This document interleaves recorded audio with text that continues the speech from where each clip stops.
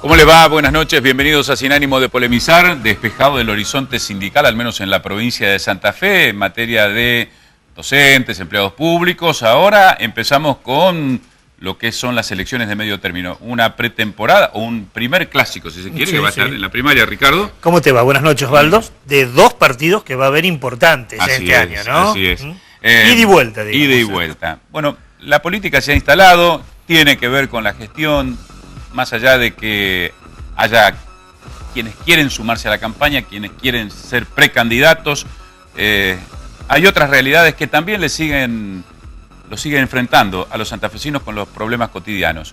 Pero también uno tiene que preguntarse, a ver si coincidimos, Ricardo, ¿qué elegimos cuando se elige un diputado nacional, por ejemplo, ¿no? Sí.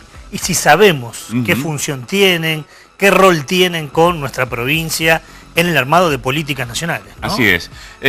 A propósito de las políticas nacionales, vamos a tener hoy aquí en Sin Ánimo de Polemizar algo que empezó así timoratamente con lo que se denomina la heladera social. No es lo mismo, pero se está armando un banco de alimentos en Santa Fe, o ya se funciona y se produce el relanzamiento esta semana. Dicen que las crisis suelen generar innovaciones, creatividades, y bueno, de esto se trata, ¿no? Cómo hacer para llegar a los sectores más carenciados, a los que no comen todos los días, y llegar con un alimento que a lo mejor no pueda venderse, pero que tiene todas las propiedades nutritivas. Hoy en Sin Ánimo de Polemizar va a estar el diputado provincial Roy López Molina, del PRO santafesino, Ricardo Olivera, el presidente del PJ, y representantes del Banco de Alimentos de Santa Fe. Es nuestra propuesta para esta noche, así que los invitamos a acompañarnos. Una horita. Así es.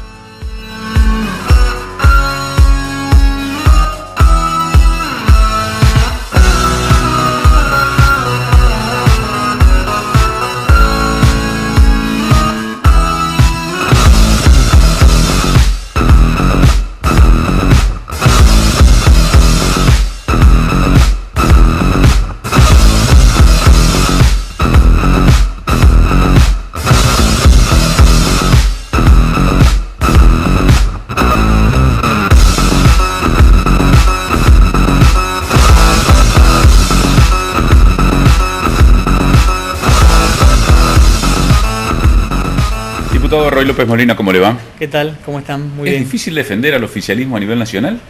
No, para nada, porque la verdad creo que en este momento donde ya pasamos la etapa más dura del 2016, con esa recesión que necesitaba ponerse en marcha, donde logramos encarar con mucha idoneidad los desafíos que teníamos tanto a nivel económico como a nivel social, ya en el 2017 tenemos buenas perspectivas. Claro que la economía siempre se mueve a ritmos un poco más lentos de lo que todos quisiéramos, y que ese crecimiento de la economía que ya se está dando no es homogéneo. Digo, hay sectores más dinámicos y hay otros que todavía están un poco más rezagados, pero de verdad sentimos y creemos que no solamente estamos dando o generando un cambio económico, sino sobre todo un cambio cultural en la manera de encarar el único camino que tenemos para crecer, no por 2 años y volver a caer en una crisis, sino poder proyectar en el largo plazo una Argentina a 20, 30 años, con políticas de Estado y con desafíos y discusiones que durante mucho tiempo estaban como escondidas y que nadie se animaba a dar. Por ejemplo, creo que esta discusión que se está dando a nivel nacional entre dónde está el límite en el derecho a reclamar, pero también dónde está el límite para poder sostener el derecho al trabajo, a comerciar, a moverse libremente por las distintas ciudades. Debate que durante mucho tiempo se había congelado y teníamos piquetes que durante mucho tiempo le alteraban la vida a mucha gente. Fue un debate que el gobierno nacional se animó a dar, desde un lugar distinto, donde el reclamo es válido y es legítimo, pero también es legítimo el derecho de los argentinos de poder llevar adelante una vida sin sobresaltos y poder salir de su casa y llegar a su trabajo a horario. Creo que esos son los debates profundos que estamos dando y que después, insisto, de un año que todos interpretamos como difícil, que fue el 2016, hoy ya las expectativas y las perspectivas que tenemos todos son otras y son mucho mejores. ¿Cómo le va? Buenas noches. ¿Qué tal? ¿Cómo estás? Cuando usted habla de perspectivas mejores, si yo le saco lo que tiene que ver la industria de la agricultura, que es eso se está moviendo, todos lo están diciendo, hay marcadores oficiales y privados que dicen que hay un repunte de todo lo que tiene que ver con maquinaria en el sector agrícola. ¿Cuáles son los otros pequeños brotes verdes por el cual usted dice que el 2017 no es como el 2016?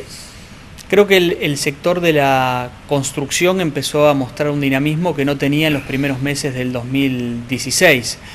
Movido no solamente por la tremenda e importante inversión en obra pública que está haciendo el gobierno nacional, simplemente para graficar esto, 12.000 millones de dólares en inversión en obras de infraestructura vial, y no solamente para mejorar el traslado de la producción a los puertos, sino para que no nos matemos en la ruta por tener malas condiciones de transitabilidad, las rutas y las autopistas, sino también motorizado por la construcción privada. Este boom de créditos hipotecarios, producto de empezar a generar un clima de confianza, volver a recuperar el crédito. Está todo atado a la confianza, porque sin duda, los índices de actualización o de ajuste de los créditos hipotecarios van de la mano de la inflación. Si la inflación va mal, se dispara y se produce un hecatombe. Sin duda, por eso los grandes desafíos que en el 2017 tenemos son producto de haber resuelto problemas del 2016 que todos pensaban que era como desarmar una bomba atómica, ¿no? Y ver qué cable cortar. Salir del cepo cambiario sin que el dólar se dispare a 20 fue un éxito. Resolver el default. El default significa salir del veraz internacional y que el mundo nos vuelva a prestar plata a tasas accesibles, donde eso se benefician también las provincias, porque el crédito que la provincia está tomando es producto de ese clima de confianza, y la confianza es en definitiva como el aceite que mueve la maquinaria, y eso es lo que se está poniendo en marcha. Hay otros sectores que reconocemos que tienen una situación de mayor vulnerabilidad, el sector automotriz, el sector textil, el sector del calzado, pero para eso el gobierno también ha encarado estos acuerdos sectoriales, que empezó con Vaca Muerta, sí, pero que después siguió, por ejemplo, con todo el sector de la producción de automóviles, que había visto un cimbronazo fuerte por la crisis de Brasil. Afortunadamente también Brasil se está levantando, y eso hace que hoy se haya terminado la recesión, no solamente porque lo dicen los números, ¿no? 2 trimestres donde se crece, técnicamente salir de la recesión, pero también porque vemos que la economía se empieza a mover, la inflación empieza a bajar, más allá de algunos picos, como los economistas llaman, estacionales, y eso te genera pensar que en el mes de mayo, de junio, de julio, ya eso se empieza a ver en la calle, la recuperación del poder adquisitivo, que es el gran desafío de todos, con también la recuperación del empleo, son las materias que están en marcha y que pronto también lo tendremos entre nosotros. 2 preguntas en una. Usted me habla de que se empieza a crecer y hoy el INDEC plantea otro número. Hoy publica el INDEC una recesión, no sé si es recesión la palabra, caída en la actividad económica. Pero una caída en la actividad económica de un poco más del 2 y chirola, no me acuerdo, pero 2,3, 2,4. Primero, ¿cómo explica eso? Porque lo plantea el INDEC, digo. Y por otro lado, algunos economistas, sobre todo a nivel nacional, están planteando que esto que ustedes dicen como que endeudarse generaría mayor crecimiento económico, en realidad lo ven como un gran problema a futuro inmediato. Vamos por la segunda, que tiene que ver con esta discusión de dónde tener que poner el eje cuando uno se encuentra con un país al borde del abismo como nos encontramos nosotros el 10 de diciembre del 2015. Y es tratar de evitar la crisis económica, pero sin generar una crisis social, que generalmente los gobiernos que sucedieron a grandes periodos de tiempos peronistas se abocaban a mirar los números y después te explotaba una crisis social como sucedió en el 2001. Y la verdad nosotros teníamos ese desafío, que era empezar a cuidar los números, las finanzas, si hablamos del cepo cambiario, del default, pero sin olvidarnos de toda esa gran cantidad de gente que tiene una situación de mayor vulnerabilidad, y eso requiere que el Estado gaste y que a lo mejor no tenga metas de déficit fiscal tan exigentes o disciplinadas como algún economista liberal o ortodoxos quisiera. Y por eso tuvimos resultados. Llegamos en el 2016 a el récord de asignaciones familiares, no subsidios al desempleo, como alguno quiere siempre bajarle el precio a estos derechos, sino 9 millones de asignaciones familiares, 1,5 millones de chicos más incorporados a la asignación universal por hijo.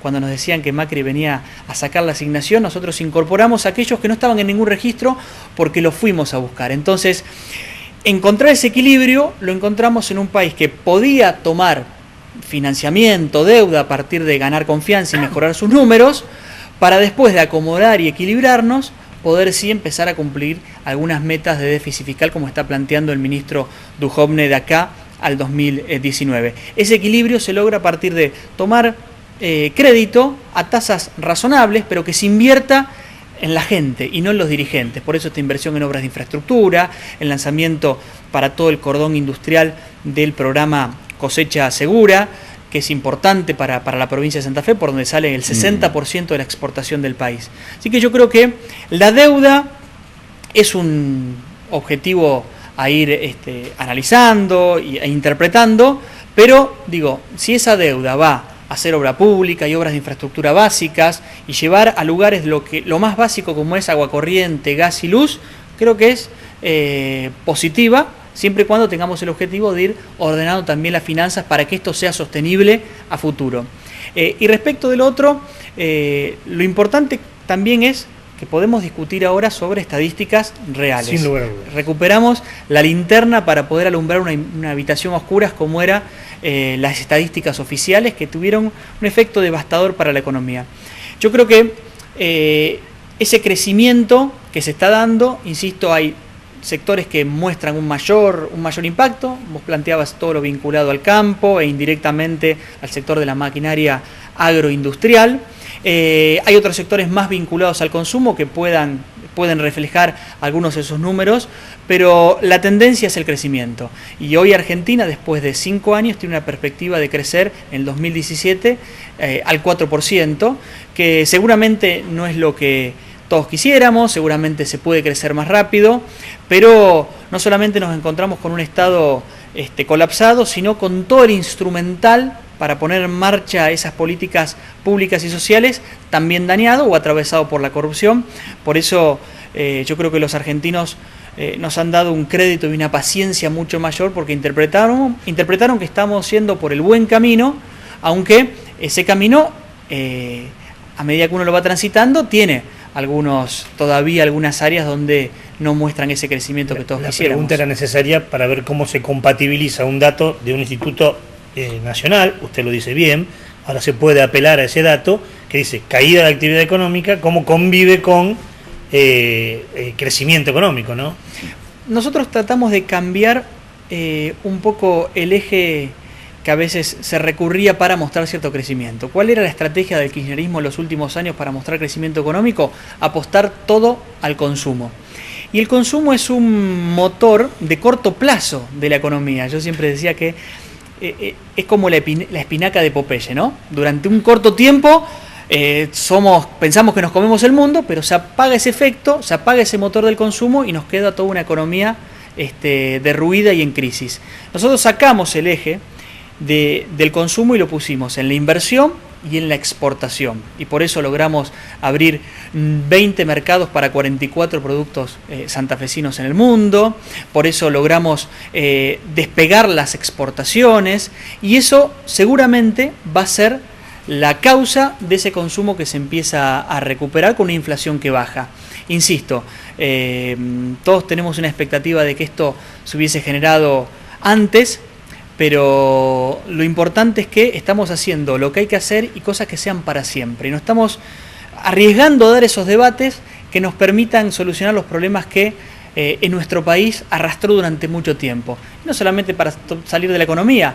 El debate profundo que estamos dando a nivel educativo significa no hagamos lo que hicimos durante 20 años que no trajo resultados. Demos una discusión no solamente por cómo lograr que los maestros cobren bien, sino también cobren bien en un sistema educativo que ofrezca calidad a los alumnos. Y esos son debates que hoy están sobre la mesa porque el gobierno tomó la decisión de tirarlos y discutirlos en libertad y escuchando también al otro, que también eso es importante. En un minuto, pues ya estamos prácticamente sobre el borde del bloque.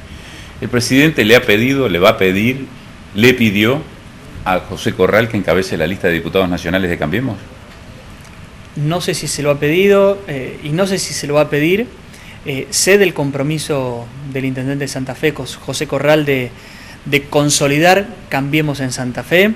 Y más allá de esa decisión, que obviamente que es política, pero también es personal, porque él también tiene desafíos como intendente de la capital de la provincia, Sí, Cambiemos va a tener una alternativa seria, no solamente para diputados nacionales, sino en las elecciones locales en el 2017, pensando en el 2019, porque hay desafíos, el desafío de la seguridad, el desafío de la obra pública, el desafío también de crecer en Santa Fe, que creemos que el Frente Progresista no los está dando o no los está dando de la mejor manera, y eso nos exige también tener una propuesta alternativa. Gracias por acompañarnos esta noche. Gracias a ustedes. El diputado provincial Roy López Molina. Bueno, establecemos aquí la primera pausa. Después seguimos con más sin ánimo de polemizar, y hay bastante para polemizar seguramente esta noche. Pausa y enseguida volvemos.